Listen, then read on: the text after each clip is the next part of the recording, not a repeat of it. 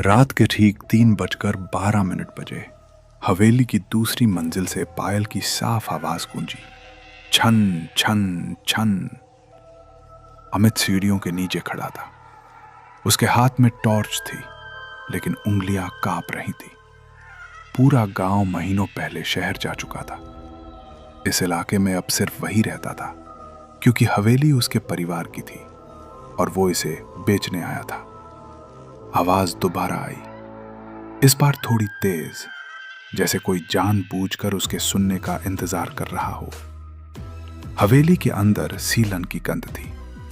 टूटी खिड़कियों से आती हवा दीवारों से टकराकर अजीब सी सीटी जैसी आवाज निकाल रही थी। लेकिन उस हवा में भी पायल की छनक साफ अलग पहचानी जा सकती थी। अमित ने खुद को समझाया कि यह कोई जानवर होगा या पुरानी लकड़ी की आवाज। लेकिन जब वो सीढ़ियां चढ़ने लगा तो उसे एहसास हुआ, धूल में सिर्फ उसके ही पैरों के निशान थे। ऊपर किसी और के होने का कोई निशान नहीं था।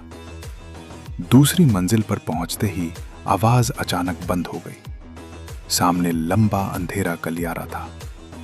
दीवारों पर पुरानी तस्वीरें टेढ़ी लटकी हुई थी। टॉर्च की रोशनी जैसे ही आखिरी कमरे पर पड़ी, दरवाजा हल्का सा खुद ब खुद हिल गया। अमित का दिल तेज धड़कने लगा।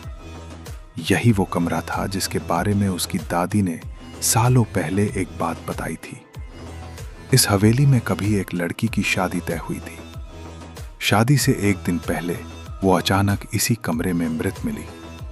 पैरों में सिर्फ एक पायल थी, दूसरी कभी नहीं मिली।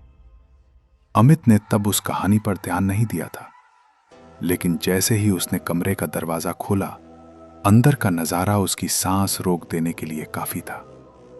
कमरे के बीचों बीच एक पुराना आईना रखा था। फर्श पर धूल जमी थी और उसी धूल में ताजा पैरों के निशान बनते जा रहे थे, जैसे कोई अदृश्य लड़की धीरे धीरे आईने की ओर चल रही हो। पायल की आवाज फिर गूंजी, इस बार बिल्कुल उसके पीछे से।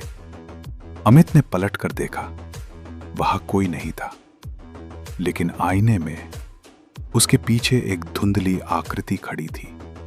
लंबे खुले बाल, झुका हुआ सिर और पैरों में एक ही पायल। उसकी सांस रुक गई। अगले ही पल अमित के हाथ से टॉर्च गिर गई। कमरे में अंधेरा छा गया। सिर्फ पायल की आवाज गूंजती रही, अब तेज, बेचैन, जैसे कोई दूसरी पायल ढूंढ रहा हो। सुबह जब धूप हवेली में दाखिल हुई तो सब कुछ शांत था। अमित की कार बाहर खड़ी थी, दरवाजा खुला हुआ। लेकिन हवेली के अंदर उस कमरे की धूल में अब दो तरह के पैरों के निशान थे, एक अमित के और दूसरे नंगे पैरों के। और आईने के सामने जमीन पर दो पायलें साथ साथ रखी थी।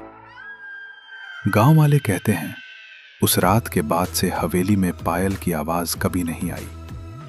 शायद उसे उसकी दूसरी पायल मिल गई थी।